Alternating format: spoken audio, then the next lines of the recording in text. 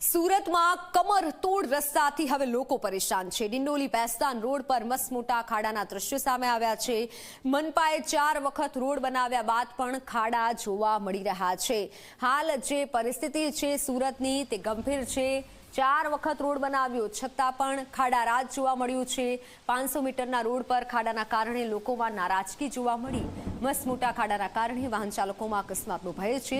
અધિકારીઓને લેખિત ફરિયાદ કરવા છતાં સમસ્યાનો ઉકેલ ન આવ્યો। સ્થાનિકોએ વહેલી તકે રોડ બનાવવાની માંગ કરી છે।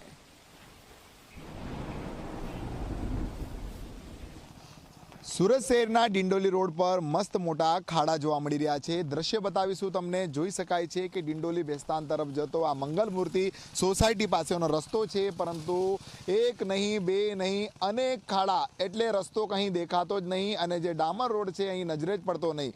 જોઈ શકાય છે કેટલા મસ્ત મોટા મોટા ખાડા છે। વાહન ચાલકો જે છે પોતાની બાઇક જે છે સાચવીને ચલાવી રહ્યા છે કે ખાડામાં બાઇક જશે તો તેમની અકસ્માત થઈ શકે છે અને ઈજાઓ પહોંચી શકે છે।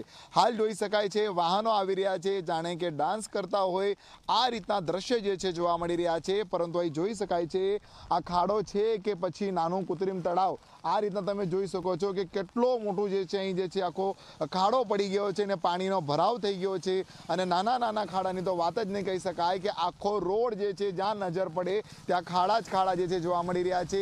અહીં એક બાઇક ચાલક છે, આપણે એમની જોડેથી આપણે જાણીશું કે જણાવજો કઈ રીતની સ્થિતિ છે તમારા સોસાયટીમાં। ना स्थिति यहाँ का जो है रोड की व्यवस्था है वहाँ ये लगभग 6 महीने से ही ऐसे चल रहा है और इससे बड़े बड़े जो पानी के गड्ढे हैं आने जाने में क्या बाइक कहाँ गिर जाएगी, अपनी किस अवस्था में है। अभी कल भी 2-4 बाइक वाले आगे गिर गए और अपनी भी स्थिति है कि गाड़ी रोज़ यहाँ से उबड़ खाबड़, गड्ढे कहाँ है ये समझ में नहीं आ, पानी है या गड्ढा है या समतल है ये समझ में नहीं आ रहा है। यहाँ की व्यवस्था ये लगभग 4-6 महीने से ऐसा चल रहा है। બિલકુલ થી તમે જણાવજો, વરસાદ આવે છે, ખાડાઓ પડે છે, કેટલી વખત રોડ બન્યો હશે ને કેટલી વખત આ સ્થિતિ છે? पीडब्ल्यू डिपार्टमेंट से 6 महीना पहले एक बार काम पूરું કરીને ગયો અને કચ્ચા કામ પૂરું કરીને ગયો અને એ પર પરમનન્ટ સોલ્યુશન નથી।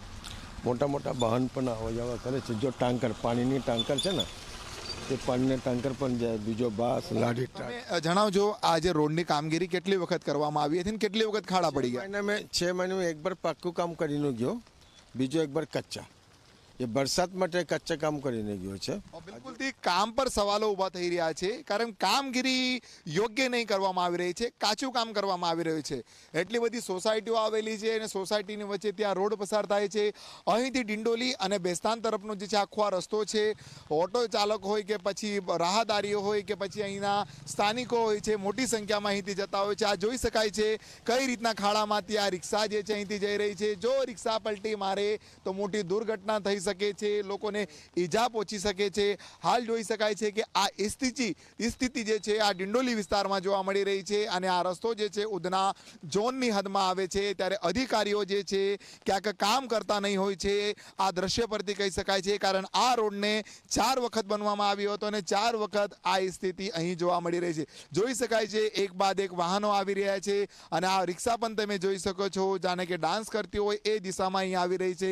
રિક્ષા ચાલક રસ્તો શોધતો હશે કે ક્યાંથી એની રિક્ષા પસાર થાય, બીજી બાજુ બાઇક આવી રહી છે, બાઇક ચાલક પણ જે છે રસ્તો શોધીને બાઇક ચલાવતા નજરે પડી રહ્યા છે, પરંતુ રસ્તો ક્યાંક નજરે પડતો નથી। ખાડા જ ખાડા જે છે અહીં જે છે જોવા મળી રહ્યા છે। આ જોઈ શકાય છે એક રિક્ષા ચાલક છે, અહીં આપણે રિક્ષા ચાલક જોડે વાત કરીશું। શું સ્થિતિ છે આ રોડની? રોડ તો બહુ ખરાબ છે, ચાલવા જશો છે જ નથી રસ્તો। કઈ રીતના ભય હોય છે? બહુ ખાડા આવી ગાડી થાય છે પલટી દેવા દો।